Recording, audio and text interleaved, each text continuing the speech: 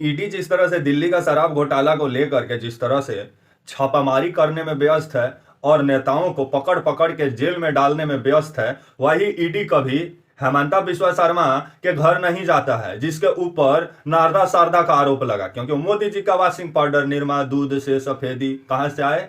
मोदी जी का पार्टी से आए। आइए आगे बात करते हैं। नमस्कार, मेरा नाम विश्वजीत कुमार और आप देख रहे हैं वॉक फॉर इंडिया न्यूज। जिस तरह से दिल्ली का शराब घोटाला, कथित जो शराब घोटाला है, ये पहले 10,000 करोड़ का शराब घोटाला बताया गया था, बाद में 300 करोड़ का लेन देन का ये मामला बताया जा रहा है। 300 करोड़ से ऊपर का लेन देन का मामला है, जिसमें अरविंद केजरीवाल को जो राउज एवेन्यू कोर्ट है उसने बहुत बड़ा राहत दिया है।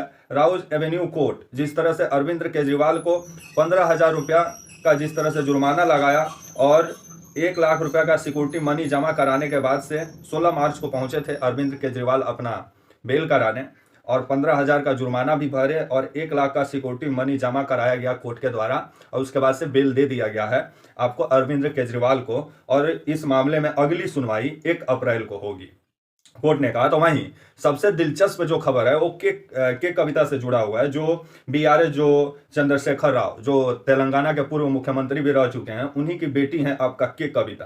के कविता को ईडी ने गिरफ्तार कर लिया है और के कविता का भी मामला कोर्ट में था। राउज एवेन्यू कोर्ट में यह भी मामला था, और इस मामले की सुनवाई आपका 19 मार्च को सुनवाई होने वाली थी, लेकिन ठीक उससे पहले 15 मार्च को ईडी गिरफ्तार कर लेती है आपको के कविता को, जिसके बाद से इस पर कोर्ट ने सवाल भी पूछा कि आप गिरफ्तार क्यों कर लिए के कविता को।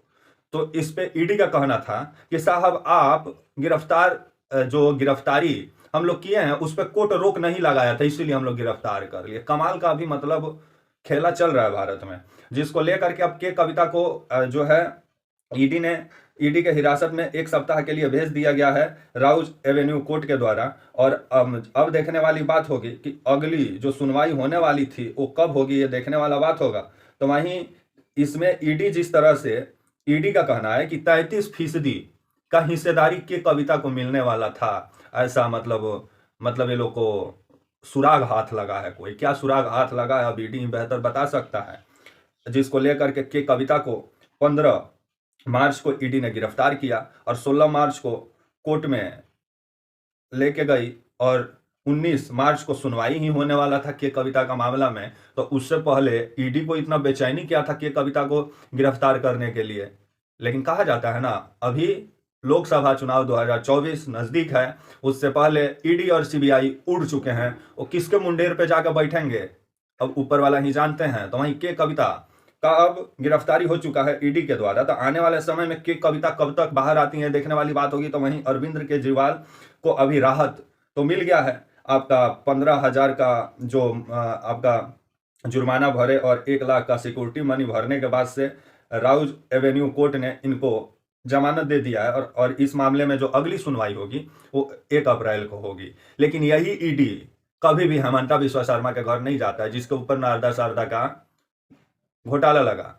कभी ईडी अजीत पवार के घर नहीं जाता है, जिस पर देवेंद्र फडणवीस कभी बोला करते थे, जब बीजेपी में नहीं हुआ करते थे अजीत पवार, तब देवेंद्र फडणवीस बोला करते थे कि चक्की पीसिंग अजीत पवार। तो आज क्या हो रहा है साहब बताइए ना। आज तो आपके साथ महाराष्ट्र में गलबैया करके अजीत पवार सरकार चला रहे, वो भी डिप्टी सीएम बन गए हैं, चक्की पीसिंग वाला आदमी।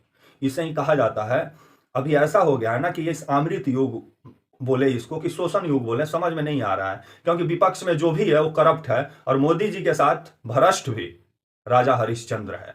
तब तक के लिए आप मुझे इजाजत दीजिए, और आप हमारे channel walk for India news को प्लीज लाइक और सब्सक्राइब और शेयर करना ना भूले। तब तक के लिए नमस्कार, जय हिंद, वंदे मातरम।